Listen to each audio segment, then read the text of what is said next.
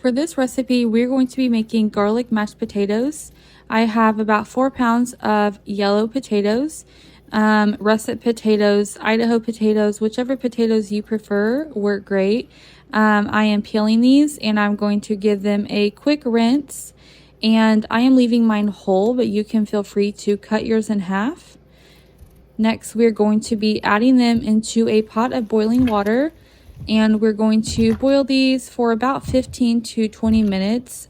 Just whenever they're easily pierced with a fork, then you will know that they're done.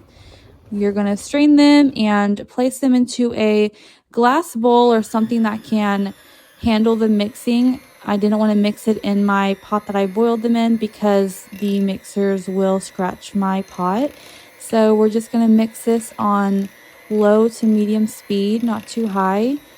This mixer works better in getting them creamy consistency, better than just the standard masher. So I am just mixing this until the consistency is creamy. As you can see, there's no big chunks of the potato left. And then we're going to be adding our milk. I have half a cup, and mine is whole milk. Whole milk works better, but whatever milk you have. Next, I have half a cup of sour cream. And then for the seasonings, I have half a teaspoon of black pepper, 1 teaspoon of garlic powder, and about 1.5 teaspoons of salt. And we're just mixing this in, still using our hand mixer. And once this is well incorporated, I'm just going to add in my butter. I have about 4 tablespoons of unsalted butter.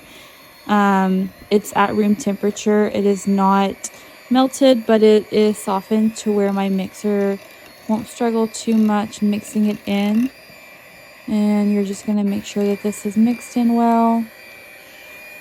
This is what it should look like whenever it is just about finished. Next, I'm just going to take a rubber spatula and scrape the sides down and give this a quick toss around, and they are finished. This is what it looks like whenever they are done. I'm just going to spoon some into a bowl, and you guys can top whatever you would like to top it off with. Some parsley or chives, whichever you guys prefer. Even some melted butter.